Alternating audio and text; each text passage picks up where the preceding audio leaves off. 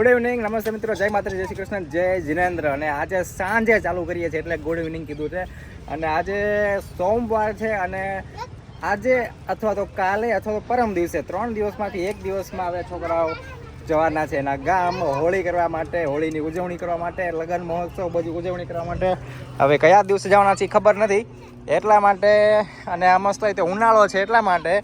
બીજું આજે અમે કેન્ડી લેતા આવ્યા છીએ અત્યારે બરોબર. પહેલાં મેં કીધું હું આવો અને છોકરાઓ જોઈ લીધા આમ કેટલા છે કે એ રીતના છે એટલે એ પ્રમાણે ફટાફટ અત્યારે હું કેન્ડી લઈ આવ્યું ફટાફટ. અને જો બધાને સરસ મજાની કેન્ડી આપી દઈએ, ઠંડી ઠંડી, બરાબર.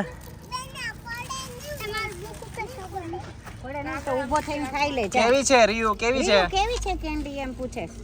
સારી છે? હે, મસ્ત છે. ઠંડી ઠંડી કેવી છે? આમ તો કે આમ આમ કર તો કાજલ, આમ કરતો. અરે વાહ. હે અરે કાગળિયા બધા પાછા આમાં નાખવાના છે હો. કાગળિયા અને સળી જે વધે ને એ બધી પાછી આમાં નાખવાની છે ચબલામાં. ચાલો ફટાફટ શાંતિથી બેઠીને ખાઈ લો. બધા બાળકો જો અમુક અહીંયા નીચે બેઠાડી દીધા, થોડાક અમુક અહીંયા ઉપર બેહાડી દીધા, કેમ કે આ પાછું બગડે નહીં. નતર બગડશે તો જે ભણવાની જગ્યા છે એટલે કે જે બેહવાનું પાથરણું છે એ બગડી જાય. અને બીજું કે આ જે કેન્ડી છે ને એ અને હજી એક થોડોક નાસ્તો કરાવવાનો બાકી છે. હવે આ બે અલગ અલગ ફંડમાંથી છે. હવે એ તમને મમ્મી કહે છે. મમ્મી કેવી રીતના હતું કે તો? એક આપણે તે દિવસે એક ઓલા નહીં, એ પેલા ઓલા બેન ના બાકી છે ચપ્પલ માટેના, એના 450 હજી બાકી છે. એમાં એવું થયું કે ઓલે ઓડલા બદલી કરીને ચપ્પલની સાઈઝની ને નહીં, એટલા માટે પાછી મોટી સાઈઝના હતા ને થોડાક મોંઘા હતા, તો એ રીતે એ લીધા. એમાં થોડાક મારે હજી આપવા પડ્યા.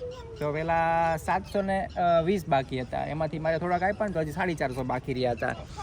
એટલે એના 450 અને ઓલા ભાઈ ના ને એના બીજા હતા. એક બે ભાઈ નીકળ્યા હતા, એને નામ ન કીધું. એ કે અમારે નામ નથી કેવું, પણ એક ભાઈએ 500 આપ્યા હતા અને એક ભાઈએ 200 આપ્યા હતા. એટલે એમાંથી અમે નક્કી કર્યું કે બધા બાળકોને રોજ નાસ્તો કરાવવો ગમે એ. એટલે હવે આ ઉનાળો શરૂ થઈ ગયો તો પછી કેન્ડી લઈ આવ્યા. અને એમાં પાછા 2 દિવસ છે હવે. અને પાછા પછી કાલ છેલ્લો દિવસ છે, પરમ દિવસથી તો એ લોકો એના દેશમાં વયા જશે, દાહોદ તે મહિને આવશે.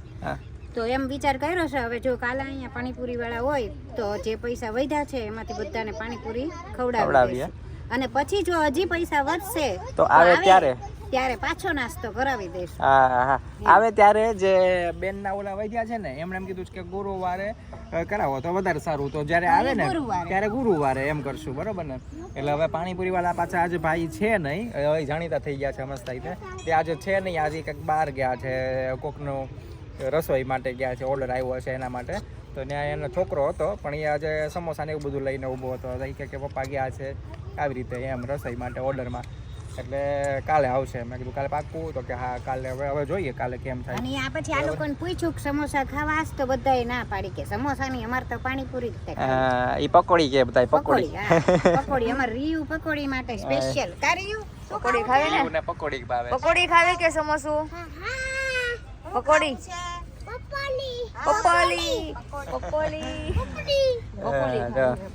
કેન્ડી ખવડાવીને ફટાફટ સીધા અમે ઘરે પહોંચી ગયા. ને ઘરની હું તમને બતાવું, અત્યારે હું બહાર બેઠો હતો એટલે બહારથી મેં તો વ્લોગ ચાલુ કરી દઉં. અને મમ્મી ને બધા રસોઈ બનાવે છે. આજે રસોઈમાં છે તો જો અમે તરબૂચ લાવ્યા હતા, તો તરબૂચને સરસ મજાનું કટિંગ કરીને રાખ્યું છે. એટલે હમણાંથી ફ્રૂટ ખાવાનું ભૂલાઈ ગયું હતું, એટલે તરબૂચ લેતા આવ્યા. તરબૂચને ખાસું આજે ગરમીનું. અને બીજું આજે આ શું બને છે? પૌવા. ઓકે, પૌવા નાખ્યા એટલે ખબર પડી ગઈ કે પૌવા આજે પૌવા બનવાના છે. બીજું ઓલો તારી હાટો ઉપમા.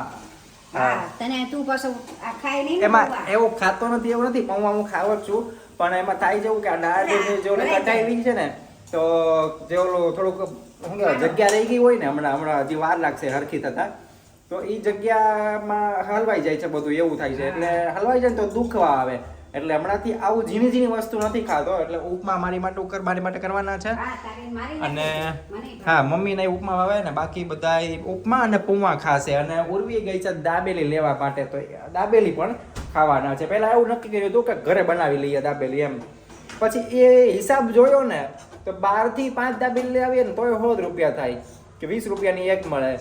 અને ઘરે બનાવીએ ને તો સેવ ને સિંગ ને પાઉં ને એ બધું અલગ અલગ વસ્તુ ભેગા કરીએ ને અને એ જાજી ખાતા હોય ને એને એને ઘરે ફાયદો બનાવે થાય. એ કામ નહીં. હવે આપણે તો બધા એક ખાઈ માંડ.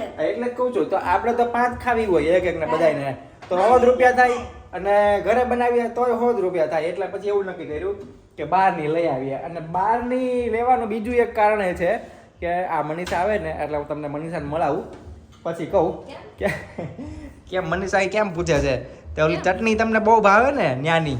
હા બહુ મસ્ત આવે. ઈ અમારે એક છે ને અહીંયા મંત્રેશ 4 રસ્તા કરીને છે આપણે અહીંયા કોળિયાક ઘોઘા જતા રસ્તામાં 4 રસ્તા જે અહીંયા આવે ને રિંગ રોડ ની પાસે ત્યાં કે મનીષાને ખબર છે કે ઓલી દાબેલી વાળા છે. હા એવી જોરદાર ચટણી આવે છે ને ઈ ચટણી કોઈ દાબેલી વાળા પાસે નથી મેં જોઈ અને નથી ચાખેલી એમ પણ થોડીક તીખી આવે એટલે હું સહેજ જ હાવ જરીક જ ચાખું હાવ આટલીક જ ચાખું. અને આ બધા મનીષા ને ઉર્વી એ થોડીક વધારે ચાખે મમ્મી તો હાવ નહીં હું સહેજ હાવ આટલીક જ ચાખું એમ બહુ જાચી નહીં. બાપા હા મને તો તબિયત બગડી જાય. જમીને શાંતિથી હિંચકે બેઠા છીએ અમે કદાચ છેલ્લા કલાકથી બેઠા છીએ 8:30 ના બેઠા હતા અત્યારે વાગ્યા છે 9:30 પોણા 10 જેવું થઈ ગયું છે કલાકથી બેઠા છીએ એકદમ મસ્ત મજા આવે છે શાંતિથી. અને અત્યારે પાછો તડકો નથી બપોરે તો એવો તડકો પડે જ ને હવે તો કેમ કંઈક થવા માંડે. એમાં આજે મમ્મીને કેવું થયું કે તડકામાં 2 વિડીયો બહાર શૂટ કર્યા ને અહીંયા હાવ બહાર અહીંયા રોડ ઉપર તો તડકો એટલો લાગ્યો ને પછી અંદર આવીને એક પાછો વિડીયો અંદર રીતે કર્યો ઓલો કોમેડી વિડીયો કર્યા ને જે એમાં રીલ્સ કર્યા છે ને એમાં તમે જોશો તે તમે છે ને જોવો હોય ને એ તો છે ને આ વ્લોગ તમે જ્યારે જોતા હોય ને ત્યારે એક શોર્ટ નહીં અને એની પહેલાંનો શોર્ટ તમે જોજો એટલે કે શોર્ટ્સની ઓલામાં મેનુમાં જાઓ ને તમે તો એક છોડીને એની પછીનો શોર્ટ જોજો. આ કપડાં હશે આવડા અને એ શોર્ટ હશે જેમાં મનીષા એમ બોલે છે કે જાડી બહુ થઈ ગઈ છે ને એ ઓલું ફ્રીજની બધી અલગ અલગ વાત છે કે જાડી થઈ ગઈ છે એવી રીતના મનીષા કહે છે અને ફ્રીજ બગડી ગયું છે એવું કંઈક છે બરાબર. તો એ તમે જોશો ને ત્યારે મમ્મીની આંખો કેવી થઈ ગઈ ખબર બહાર તડકામાં હતા ત્યારે એકદમ વ્યવસ્થિત હતું પણ તડકો એટલો લાગ્યો ને ત્યાં અંદર આવીને પછી આખા વિડીયોમાં આખું આમ આવી છે આમ એવા દાંત કાઢ્યા ને હમણાં એ બધું થઈ ગયું. હવે ત્યારે મને તડકો એટલો લાગ્યો હતો એટલે મેં કાંઈ ચેક કર્યું નહીં. પછી હમણાં એડિટ કરતો હતો ને ત્યારે મેં ચેક કર્યું અને પછી મેં તો પોસ્ટ કરી દીધો કેમ કે પછી મેં કીધું હવે એમાં કાંઈ સુધારો નથી કરવો.